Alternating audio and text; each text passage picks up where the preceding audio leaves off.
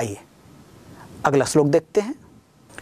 अगले श्लोक में यक्ष युधिष्ठिर से पुनः प्रश्न करते हुए कहते हैं किम सिद्ध गुरुतरम भूमे किम सिद्धूच्चतरम च खात किम शीघ्रतरम वायो किम सिद्ध बहुतरम तृणात्। इस तरह से पुनः श्लोक की भाषा में युधिष्ठिर से यक्ष जो है प्रश्न करते हैं। आइए अभी यह श्लोक के माध्यम से जो प्रश्न किया गया उसको हम समझते हैं। श्लोक में जो पद दिए हैं उन पदों को देखते हैं। हम देखते हैं किम स्विद उच्चतरम, इसको हम देखें तो यहाँ पर संधियाँ हैं उनको अलग अलग करते हैं। किम धन स्वित धन उच्चतरम, तो इस तरह से इसको हम अलग अलग करेंगे। किम धन स्वित कहते हैं, यहाँ पर व्यंजन संधि का प्रयोग हुआ है, और इसी तरह से स्वित धन उच्चतरम कहते हैं, यहाँ भी व्यंजन संधि का प्रयोग हुआ है। उच्चतरम कहते हैं, इसमें उच्च धन तरप प्रत्यय का प्रयोग हुआ है, तो इस तरह से वो शब्द बनता है उच्चतरम। नपुंसकलिंग एक वचन में यह रूप बनता है। किम स्वित शीघ्रतरम, इस पद के संधियों को हम अलग करते हैं। यहाँ भी हम देखें तो किम धन स्वित धन शीघ्रतरम, तो किम धन स्वित यहाँ व्यंजन संधि का प्रयोग हुआ, स्वित धन शीघ्रतरम यहाँ भी व्यंजन संधि का प्रयोग हुआ है। इसी तरह से शीघ्रतरम यह शब्द है, शीघ्रतरम यह जो शब्द है इसका निर्माण कैसे हुआ? शीघ्र धन तरप प्रत्यय के योग से शीघ्र तरम बनता है। नपुंसकलिंग एक वचन का यह रूप है। वायोः, मूल शब्द है वायु, पंचमी विभक्ति एवं षष्ठी विभक्ति में इसका रूप बनता है वायोः। तो यहाँ पर जो प्रयोग हुआ है वह पंचमी विभक्ति का है। पंचमी विभक्ति एक वचन का यह रूप है। किम स्वित, किम धन स्वित इति किम स्वित, यहाँ भी व्यंजन संधि का प्रयोग हुआ है। ऐसे ही बहुतरम, बहु धन तरप प्रत्यय के योग से बनता है बहुतरम। तृणात्, तृण मूल शब्द है, पंचमी विभक्ति एक वचन का प्रयोग हुआ है। इसका तात्पर्य होता है तृण से, या तृण का तात्पर्य होता है घास, घास से। तृणात् का तात्पर्य क्या हुआ? घास से। तो किम स्विद गुरुतरम भूमेः, भूमेः जो कह रहे हैं ये शब्द कैसे बनता है? भूमि मूल शब्द है, पंचमी विभक्ति और षष्ठी विभक्ति में एक वचन में भूमि शब्द का रूप बनता है भूमेः। तो यहाँ पर जो भूमेः प्रयोग हुआ है यह पंचमी विभक्ति एक वचन का रूप है। गुरुतरम, इस शब्द का निर्माण गुरु धन तरप प्रत्यय के योग से बनता है। तरप और तमप इन दोनों प्रत्ययों का योग तुल्य अर्थ में अर्थात श्रेष्ठता दिखाने के अर्थ में किया जाता है। जैसे हम अंग्रेजी में इसी को डिग्री के नाम से जानते हैं। तो यहाँ जब किसी को किसी से बढ़कर बताना हो, या एक वस्तु के दूसरे वस्तु के साथ तुलना किया जाना हो, या एक वस्तु से दूसरे को श्रेष्ठ दिखाना हो या उसको कम दिखाना हो, तब यहाँ पर तुल्यार्थक जो प्रत्यय हैं तरप और तमप, इसका प्रयोग किया जाता है। यहाँ हम विभिन्न शब्दों में देखते हैं, जैसे गुरुतरम, शीघ्रतरम, उच्चतरम, बहुतरम, इन पदों में तरप प्रत्यय का प्रयोग हुआ है और यहाँ पर तुलना किया गया है, बताया गया है कि कौन किससे बढ़कर है, अर्थात बड़ा कौन है। तो दो चीज़ों में जब इस तरह की बातें की जाती है, तुलना की बातें कही जाती है, तब वहाँ तरप और तमप प्रत्यय का भी प्रयोग किया जाता है। आइए श्लोक के शब्दार्थ देखते हैं। तो गुरुतरम मतलब बढ़कर, भूमेः भूमि से, उच्चतरम बढ़कर, खात ये शब्द कैसे बना? ख का तात्पर्य होता है नभ या आकाश, और उस ख शब्द में पंचमी विभक्ति एक वचन का यहाँ प्रयोग हुआ है, और इस तरह से उसका तात्पर्य होता है ख से अर्थात नभ से या आकाश से।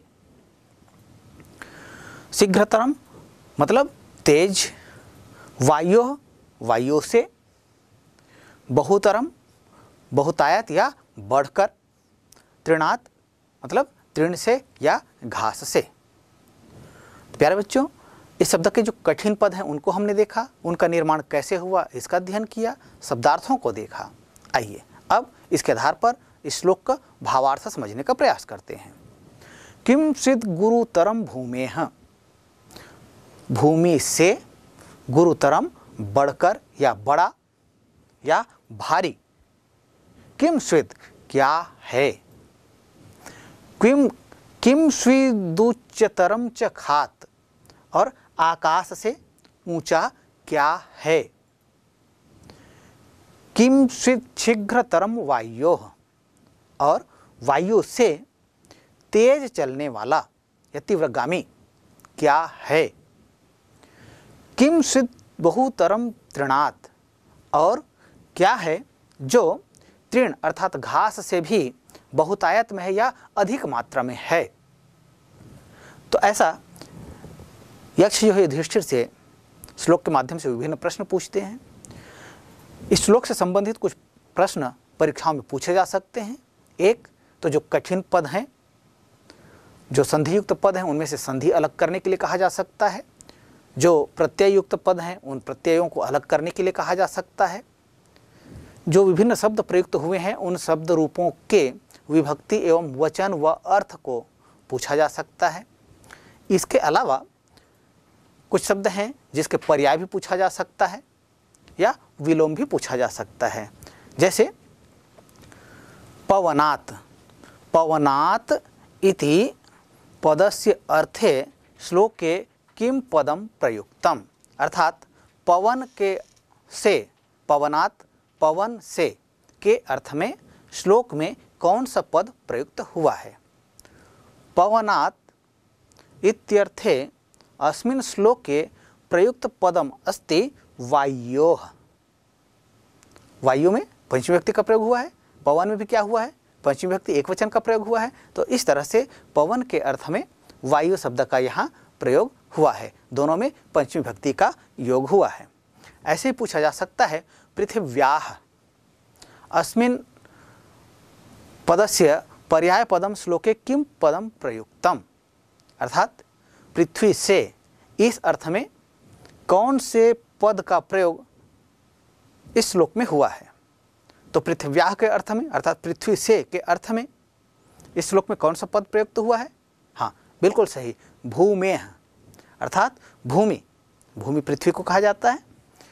इसी तरह से कहा जा सकता है नभात या आकाशात इति पदस्य पर्याय पदम श्लोके किम पदम प्रयुक्तम, अर्थात नभात नभ से, आकाशात आकाश से, इस पद के पर्याय पद के रूप में इस श्लोक में कौन सा पद प्रयुक्त हुआ है। क्या प्रयुक्त हुआ है? हाँ बिल्कुल सही कहा आपने। तो यहाँ पर नभात या आकाशात शब्द के पर्याय के रूप में प्रयुक्त पद है खात। क्यों? क्योंकि ख का तात्पर्य होता है आकाश, और जिस तरह से नभ या आकाश शब्द में पंचमी विभक्ति का योग होने से नभात बनता है, आकाशात बनता है, इसी तरह से ख शब्द में पंचमी विभक्ति का योग होने से खात शब्द बना है, जो हमारे इस श्लोक में प्रयुक्त हुआ है। तो इसलिए हम कह सकते हैं कि नभात या आकाशात इति पदस्य पर्याय रूपेण अस्मिन् श्लोके प्रयुक्त पदम अस्ति खात। तो प्यारे बच्चों, इस तरह से श्लोक से संबंधित विभिन्न प्रश्न जो है परीक्षाओं में पूछे जा सकते हैं। आइए हम आगे बढ़ते हैं। और यक्ष के द्वारा जब इस तरह से प्रश्न पूछ दिया जाता है, क्या प्रश्न पूछा गया था? प्रश्न पूछा गया था किम स्विद गुरुतरम भूमि, भूमि से बढ़कर क्या है, किम स्विदुच्चतरम च खात, और क्या है जो आकाश से भी या आसमान से भी ऊंचा है, किम स्विद शीघ्रतरम वायोः, और क्या है जो वायु से भी तेज चलने वाला है, तीव्रगामी है, किम स्विद बहुतरम तृणात, और घास से भी अधिकता या बहुतायत वाला क्या है। तो ऐसा जब यक्ष ने युधिष्ठिर से प्रश्न किया, तब युधिष्ठिर भी यक्ष की भाषा में अर्थात श्लोक के माध्यम से ही उनको उत्तर देते हुए, सविनय उत्तर देते हुए कहते हैं। क्या कहते हैं देखते हैं। युधिष्ठिर जी कहते हैं, माता गुरुतरा भूमे खादप्युच्चतरः पिता मनः शीघ्रतरं वातात् चिंता बहुतरी तृणात्। ऐसा श्लोक के माध्यम से युधिष्ठिर जो है उत्तर देते हैं। युधिष्ठिर ने यक्ष को क्या उत्तर दिया आप भली भांति समझ रहे हैं। फिर भी हम इस श्लोक में जो कठिन पद आए हैं उन पदों के अर्थों को हम समझने का प्रयास करते हैं। सबसे पहले हम देखते हैं कि जो संधि युक्त पद हैं, कौन कौन से पद हैं जो संधि युक्त हैं, उनका चिन्हांकन पहले करते हैं। तो हम देखते हैं प्रथम पंक्ति में खादप्युच्चतरः, खादपि धन उच्चतरः, यहाँ पर यण स्वर संधि का प्रयोग हुआ है। खादप्युच्चतरः, खादपि धन उच्चतरः, इस तरह से यह शब्द बना है। क्या? खादप्युच्चतरः, यण स्वर संधि का प्रयोग हुआ। नीचे की पंक्ति है, इसमें हम देखते हैं एक शब्द आया है वातात चिंता, वातात धन चिंता इति वातात चिंता, यहाँ भी व्यंजन संधि का प्रयोग हुआ है। शब्द हम देखते हैं शीघ्रतरम, शीघ्र धन तर प्रत्यय का योग हुआ है। इसी तरह से गुरुतरा, शीघ्रतरम कहते हैं तो शीघ्र धन तर प्रत्यय का योग हुआ है और ये नपुंसक लिंग एक वचन का रूप है। लेकिन हम ऊपर देखते हैं गुरुतरा शब्द प्रयोग हुआ है। ये कैसे बना है? गुरु धन तर प्रत्यय स्त्रीलिंग एक वचन का यह रूप है। ये स्त्रीलिंग क्यों बना? क्योंकि माता की यह विशेषता बता रहा है, इसलिए माता गुरुतरा भूमे ये कहा गया है। माता मातृ मूल शब्द है, प्रथम विभक्ति एक वचन का यह रूप है। और गुरुतरा मतलब बढ़कर, भूमे भूमि शब्द है, पंचमी विभक्ति एक वचन का यह रूप है और इसका तात्पर्य होता है भूमि से। खादपि, खात, अच्छा इसको भी संधि कर सकते हैं। खादपि जो कहा गया है इसको भी हम संधि विच्छेद कर सकते हैं। कैसे?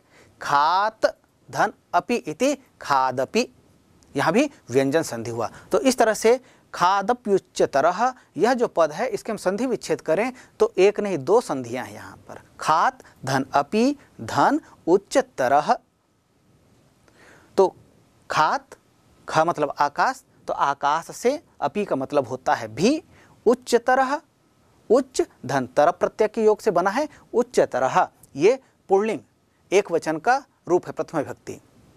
तो उच्चतरः और पिता पितृमूल शब्द है, प्रथम विभक्ति एक वचन का यह रूप है। तो खात आकाश से, अपि भी, उच्चतरः मतलब ऊंचा, पिता अर्थात पिता है। तो मनः, मन मनस मूल शब्द है, इसका प्रथम विभक्ति एक वचन का रूप बनता है मनः। शीघ्रतरम शीघ्र धन तर प्रत्यय, वातात वात मूल शब्द है, इसमें पंचमी विभक्ति एक वचन का प्रयोग हुआ है और इसका तात्पर्य होता है वातात मतलब वायु से, वात से या वायु से। चिंता, बहुतरी, बहुतरी मतलब अधिकता या बहुतायत। तृणात, तृण कहते हैं घास को और तृणात मतलब घास से।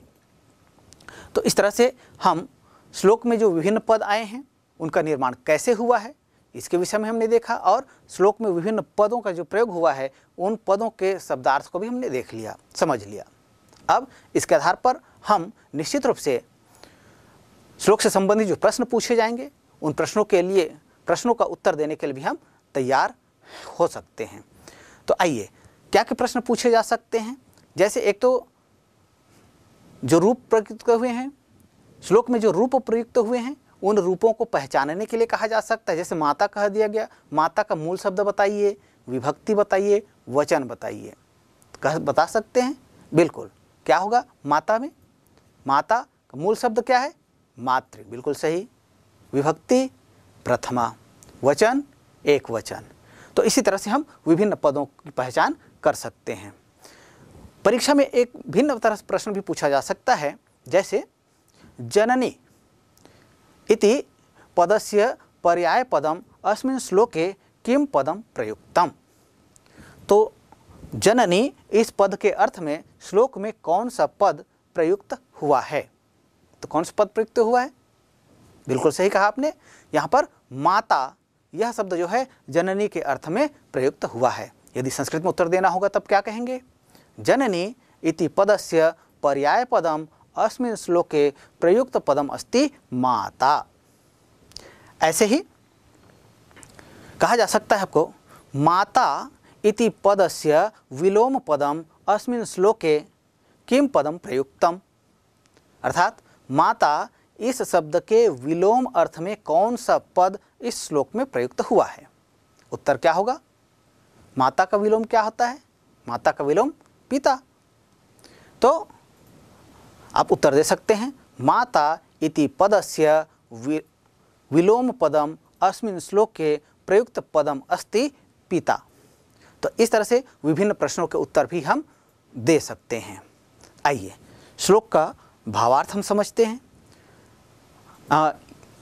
पूरे श्लोक का भावार्थ भी पूछा जा सकता है परीक्षा में, या श्लोक का कोई अंश भी पूछा जा सकता है। जैसे माता गुरुतरा भूमेः इति पदस्य भावार्थम लिखत। अर्थात माता गुरुतरा भूमेः इस पद का या इस वाक्यांश का या इस वाक्य का भावार्थ लिखिए, ऐसा कहा जा सकता है। तो क्या होगा? तो माता गुरुतरा भूमेः, माता भूमि से बढ़कर है, इतना लिखना है, ये इसका भावार्थ है। तो इसी तरह से जो विभिन्न पद, विभिन्न चरण जो हैं श्लोक में, उनके भी अर्थ हम इसी तरह से बना सकते हैं। जैसे खादप्युच्चतरः पिता, पिता का स्थान आसमान से भी ऊंचा है।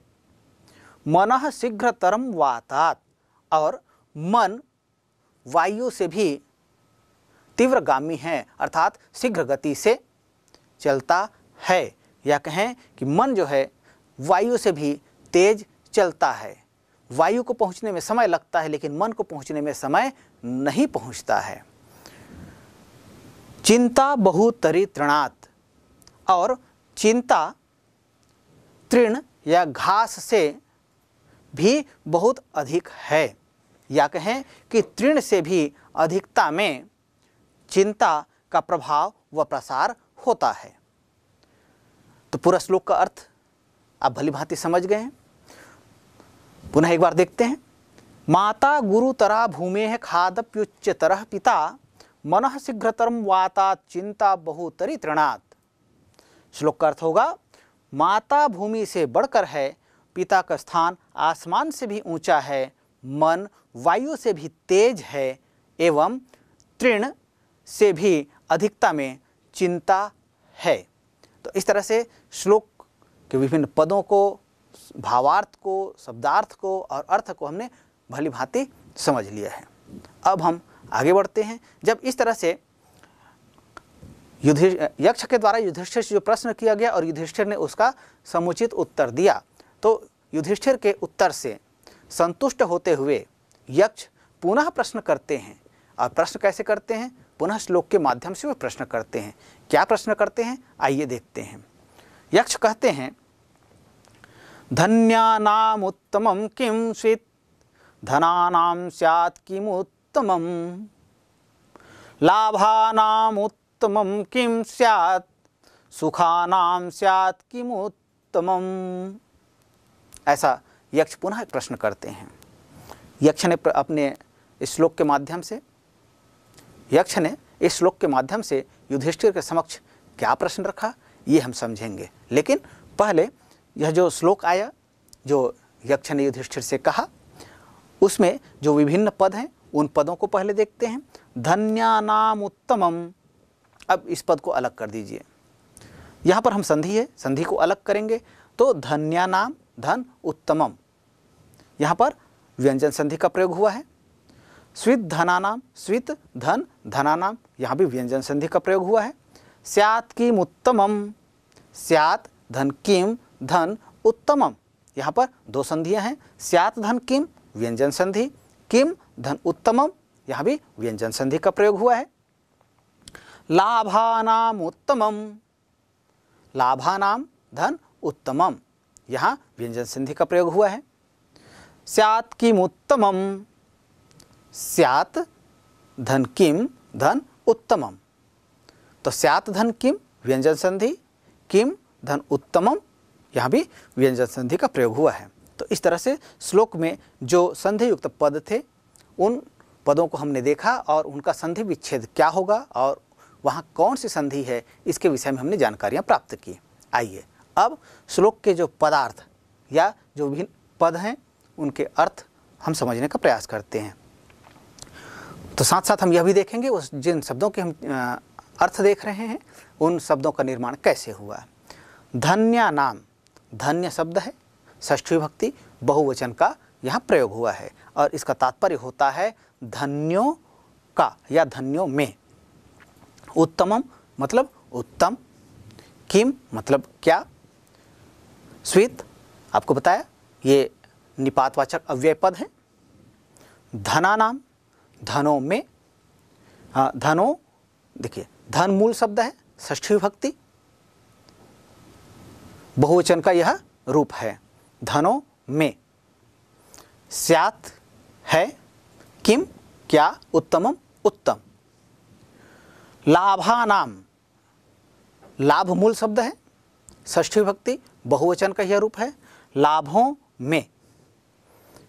देखिए जब तुलना के अर्थ में आता है तब वहाँ पर षष्ठी विभक्ति और सप्तमी विभक्ति दोनों का प्रयोग किया जा सकता है, इसलिए यहाँ पर लाभानाम शब्द का प्रयोग किया गया है और शाब्दार्थ देखें तो लाभों का, लेकिन चूँकि यहाँ पर प्रयोग किसके लिए किया गया है, तुलना के अर्थ में किया गया है, इसलिए यहाँ सप्तमी विभक्ति का भी प्रयोग हुआ है।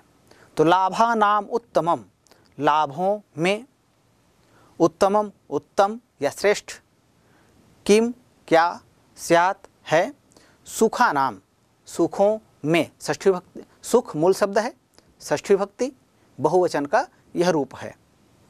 तो सुखों में, स्यात् है, किम क्या, उत्तमम उत्तम। तो ये श्लोक में प्रयुक्त विभिन्न पद जो हैं उनका अर्थ हमने देखा और इसके आधार पर कुछ प्रश्न पूछे जा सकते हैं। श्लोक के आधार पर कुछ प्रश्न पूछे जा सकते हैं, जैसे हानि इति पदस्य विपर्यय पदम, विपर्यय या विलोम कहा जाता है। हानि है इति पदस्य विपर्यय पदम अस्मिन् श्लोके किम पदम प्रयुक्तम, अर्थात हानि इस पद के विलोम में कौन सा पद इस श्लोक में प्रयुक्त हुआ है। तो हानि है, क्या प्रयुक्त हुआ है, हानि का उल्टा क्या होता है, लाभ। ऐसा कोई शब्द यहाँ प्रयुक्त हुआ है क्या, देखिए हाँ हुआ है। क्या हुआ है, लाभः, लाभा नाम हुआ है। तो लाभा नाम कैसे बना है, ये लाभ मूल शब्द है तो इससे बना है। तो हानि है इति पदस्य विपर्यय पदम अस्मिन् श्लोके प्रयुक्त पदम अस्ति लाभः। दुख इति दुखम इति पदस्य विलोम पदम अस्मिन् श्लोके किम पदम प्रयुक्तम, दुख का विपरीत कौन सा पद इस श्लोक में प्रयुक्त हुआ। इस तरह से सरल सरल प्रश्न पूछे जाते हैं। दुख का विलोम क्या होता है, दुख का विलोम, हाँ बिल्कुल सही कहा आपने, दुख का विलोम होता है सुख। तो ऐसा कोई शब्द प्रयुक्त हुआ है क्या, हाँ हुआ है। क्या प्रयुक्त हुआ है, सुखा नाम, यह शब्द प्रयोग हुआ है। तो दुखम इति पदस्य विलोम पदम अस्मिन् श्लोके प्रयुक्त पदम अस्ति सुखम। श्रेष्ठम इति पदस्य पर्याय पदम अस्मिन् श्लोके किम पदम प्रयुक्तम, श्रेष्ठ इस अर्थ में इस श्लोक में कौन सा पद प्रयुक्त हुआ है। ऐसा प्रश्न पूछा जाए तब उत्तर क्या देंगे। तो श्रेष्ठ के अर्थ में कौन सा पद प्रयुक्त हुआ है, उत्तम। तो श्रेष्ठम इति पदस्य पर्याय पदम अस्मिन् श्लोके प्रयुक्त पदम अस्ति उत्तमम। एतादृशमेव, ऐसा ही एतादृशमेव वित्तम व राशिः इति पर्याय पदम अस्मिन् श्लोके किम पदम प्रयुक्तम, वित्त या राशि इस अर्थ में कौन सा पद इस श्लोक में प्रयुक्त हुआ है। तो इसका उत्तर क्या होगा?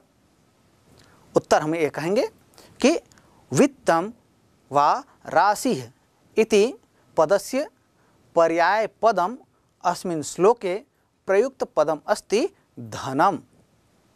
अर्थात वित्त या राशि शब्द के पर्याय के रूप में इस श्लोक में प्रयुक्त पद है धन।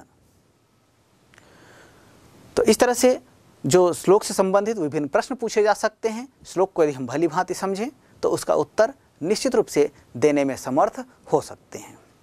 आइए तो अब इस श्लोक का हम भावार्थ देखते हैं। धन्यानाम उत्तमम किम, धन्यों में उत्तम क्या है? धनानाम स्यात् किम उत्तमम, धनों में उत्तम क्या है? लाभानाम उत्तमम किम स्यात्, और लाभों में उत्तम क्या है? सुखानाम स्यात् किम उत्तमम, और सुखों में उत्तम क्या है? तो इस तरह से पूरे श्लोक का भावार्थ या शब्दार्थ या अर्थ हम बता सकते हैं। धन्यानाम उत्तमम किम, धन्यों में उत्तम क्या है? धन्यानाम उत्तमम किम स्वेत्, धन्यों में उत्तम क्या है? धनानाम स्यात् किम उत्तमम, धनों में उत्तम क्या है? लाभानाम उत्तमम किम स्यात्, लाभों में उत्तम क्या है? सुखानाम स्यात् किम उत्तमम, और सुखों में उत्तम क्या है? इस तरह से आप विभिन्न पदों के भी अर्थ पूछे जाएं तब भी आप बता सकते हैं, या सामूहिक रूप से पूरे श्लोक का अर्थ भी कहा जाए तो भी आप बताने में समर्थ हो सकते हैं। तो यक्ष ने युधिष्ठिर के समक्ष इस श्लोक के माध्यम से विभिन्न प्रश्न रख दिए। अब युधिष्ठिर स्वमत्यानुसारेण अपनी बुद्धि के अनुसार से यक्ष के प्रश्नों का उत्तर देते हुए कहते हैं। क्या कहते हैं? वे कहते हैं धन्यानाम उत्तमम दाक्ष्यम, धनानाम उत्तमम श्रुतम, लाभानाम उत्तमम श्रेयः, सुखानाम तुष्टिरुत्तमा। इस तरह से युधिष्ठिर यक्ष के प्रश्नों का उत्तर श्लोक में देते हैं। युधिष्ठिर ने श्लोक के माध्यम से क्या उत्तर दिया, इसको समझने से पहले हम श्लोक में जो विभिन्न पद हैं, जो संधियुक्त पद हैं, उन पदों को हम सरल करके या सरलीकरण करते हैं। आइए देखते हैं। धन्यानाम उत्तमम, तो धन्यानाम धन, उत्तमम यहाँ पर व्यंजन संधि का प्रयोग हुआ है। इस तरह से धनानाम उत्तमम, धनानाम धन उत्तमम, यहाँ भी व्यंजन संधि का प्रयोग हुआ है। लाभानाम उत्तमम, लाभानाम धन उत्तमम, यहाँ भी व्यंजन संधि का प्रयोग हुआ है। तुष्टिरुत्तमा, तुष्टि धन उत्तमा, यहाँ पर विसर्ग संधि का प्रयोग हुआ है। तो इस तरह से जो संधि से संबंधित विभिन्न प्रश्न पूछे जाते हैं, आवश्यक नहीं कि व्याकरण खंड से पूछे जाएं, वे पाठांश से भी पूछे जा सकते हैं। इसलिए इनकी जानकारियां होना हमारे लिए आवश्यक है। आइए हम श्लोक के विभिन्न पदों के अर्थ देखते हैं। धन्यानाम अर्थात धन्यों के या धन्यों में, दाक्ष्यम मतलब होता है दक्षता या चतुरता या कुशलता। धनानाम धनों में, उत्तम मतलब उत्तम, श्रुतम, श्रुतम कहा जाता है विद्या को या ज्ञान को जो सुनकर अर्जित किया जाता है। लाभानाम लाभों में, उत्तमम उत्तम, श्रेयः, श्रेयः कहते हैं कल्याण को, कल्याण या परोपकार को। सुखानाम सुखों में, तुष्टि, तुष्टि कहते हैं संतोष को, और उत्तमा उत्तम। तो इस तरह से श्लोक में जो विभिन्न पद प्रयुक्त हुए हैं, इन के हम अर्थ देखें। श्लोक में जो विभिन्न पद प्रयुक्त हुए हैं, उन पदों के शब्दार्थ को हमने देखा। आइए अब हम श्लोक का अर्थ समझने का प्रयास करते हैं। धन्यानाम उत्तमम दाक्ष्यम, दाक्ष्यम अर्थात दक्षता, किसमें? धन्यों में उत्तम दाक्ष्य है, अर्थात कुशलता या चतुरता या चतुरता सबसे उत्तम है। अर्थात धन्यों में सबसे उत्तम दक्षता या कुशलता या चतुरता है। ऐसे ही धनानाम उत्तमम श्रुतम, और जो संसार में, लोक संसार में जितने धन हैं उन सभी धनों में श्रेष्ठ धन कौन सा है? तो युधिष्ठिर कहते हैं तो धनानाम उत्तमम श्रुतम, अर्थात सुना हुआ जो ज्ञान है, विद्या है, यह सभी धनों में उत्तम है। ज्ञान को या विद्या को सभी धनों से उत्तम क्यों कहा गया है? क्योंकि अन्य धन जो हैं वे व्यय करने पर खर्च हो जाते हैं, लेकिन विद्या या ज्ञान ऐसा धन है जो खर्च करने पर और बढ़ते ही जाता है। विद्या के संदर्भ में कहा भी गया है, विद्या वर्धते एव, अर्थात विद्या व्यये कृते वर्धते एव, अर्थात विद्या जो है व्यय करने पर और बढ़ता है। इसलिए युधिष्ठिर भी कहते हैं धनानाम उत्तमम श्रुतम, अर्थात धनों में सर्वोत्तम सुना हुआ ज्ञान है, विद्या है। लाभानाम उत्तमम श्रेयः, और जितने लाभ होते हैं उन सभी लाभों में श्रेयः अर्थात कल्याण या परोपकार ये सर्वोत्तम है। तो कल्याण या परोपकार सर्वोत्तम लाभ है। सुखानाम तुष्टिरुत्तमा, और सुखों में सबसे सर्वोत्तम क्या है? यह प्रश्न पूछे जाने पर वे कहते हैं कि सुखानाम तुष्टि, सुखों में तुष्टि अर्थात संतोष। आपके पास जितना भी सुख हो, धन का सुख हो, भौतिक सुख सुविधाओं का सुख हो, लेकिन माया का सुख हो, मोह माया परिवार आदि सभी से आप सुखी हैं, लेकिन मन में यदि संतुष्टि नहीं है तो उसके आगे ये सब संतोष तुच्छ हैं। इसलिए मन में तुष्टि का होना या संतोष का होना ये सबसे बड़ा संतोष युधिष्ठिर मानते हैं। वे कहते हैं सुखानाम तुष्टिरुत्तमा, सुखों में सर्वोत्तम सुख क्या है? संतोष है। तो इस तरह से युधिष्ठिर यक्ष के विभिन्न प्रश्नों का उत्तर श्लोक के माध्यम से देते हैं। श्लोक से संबंधित कुछ प्रश्न पूछे जा सकते हैं, जैसे कहा जा सकता है चतुरता इति पदस्य पर्यायपदम श्लोके किम पदम प्रयुक्तम। चतुरता इस पद के पर्याय के रूप में इस श्लोक में कौन सा पद प्रयुक्त हुआ है? तो उत्तर क्या होगा? हाँ, बिल्कुल सही कहा आपने। चतुरता इति पदस्य पर्याय पदम दाक्ष्यम इति पदम प्रयुक्तम अस्ति, अर्थात चतुरता के अर्थ में दाक्ष्यम इस पद का प्रयोग हुआ है। ऐसे ही कहा जा सकता है कल्याणम इति पदस्य पर्याय पदम अस्मिन् श्लोके किम पदम प्रयुक्तम, अर्थात कल्याण इस अर्थ में इस शब्द के पर्याय के रूप में इस श्लोक में कौन सा पद प्रयुक्त हुआ है? तो कल्याणम इति पदस्य पर्याय पदम अस्मिन् श्लोके प्रयुक्त पदम अस्ति श्रेयः। प्रश्न और भी किया जा सकता है संतोषः इति पदस्य पर्याय पदम अस्मिन् श्लोके किम पदम प्रयुक्तम, अर्थात संतोष इस पद के अर्थ में कौन सा पद इस श्लोक में प्रयुक्त हुआ है?